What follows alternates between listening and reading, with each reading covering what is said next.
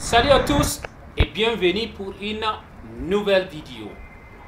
30 assaillants ont ouvert le feu sur les installations du poste du camp Kimbemba et d'un dépôt de munitions à Lumumbasi, c'est en RDC. 4 personnes, dont 3 militaires et une fille de 10 ans, ont été tuées dans les affrontements entre les miliciens Maïmaï et les forces armées de la RDC ce dimanche 14 février 2022. Et c'est d'après le maire de la localité. Regardez la vidéo. Communiqué officiel. Ce dimanche 14 février 2021, vers 6 heures, la ville de Lubumbashi a été l'objet d'attaques simultanées, principalement le camp militaire Kimbembe et le dépôt avancé de Kibati. En ce qui concerne le camp militaire de Kimbembe, une trentaine d'assaillants a ouvert le feu sur les militaires de faction au poste de santé et à la tribune des parades. Alerté, le commandant du 13e régiment garde républicaine avec ses hommes ont réussi à neutraliser 4 assaillants, en ont capturé 1. Après fouille à chaud, 4 armes ont été récupérées entre les mains des assaillants, dont 2 PKM et 2 AK-47. Un appareil photo, des téléphones et quelques amulettes.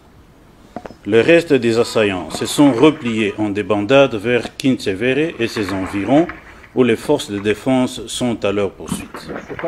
En ce qui concerne le dépôt avancé de Kibati, une cinquantaine d'assaillants, habillés en t-shirt, bandelettes rouges à la tête, a pénétré ces installations au quartier industriel, où vivent les familles des militaires du bataillon défense de la 22e région militaire. Le commandant bataillon, alerté et avec ses troupes, ont riposté, réussissant à neutraliser 3 assaillants et en capturant 4, détenteurs d'armes individuelles et collectives.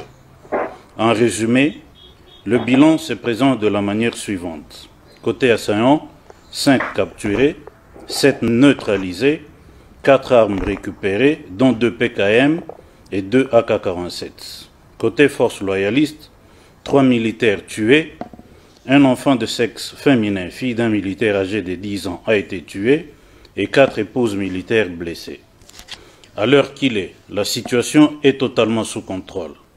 Les corps des décédés sont gardés à la morgue et les blessés internés dans un centre hospitalier.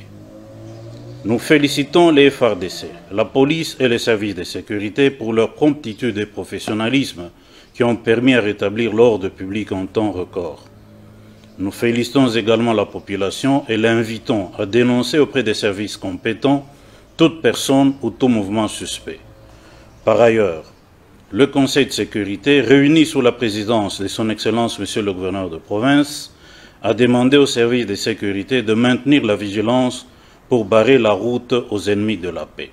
Je vous remercie. Merci d'avoir regardé cette vidéo.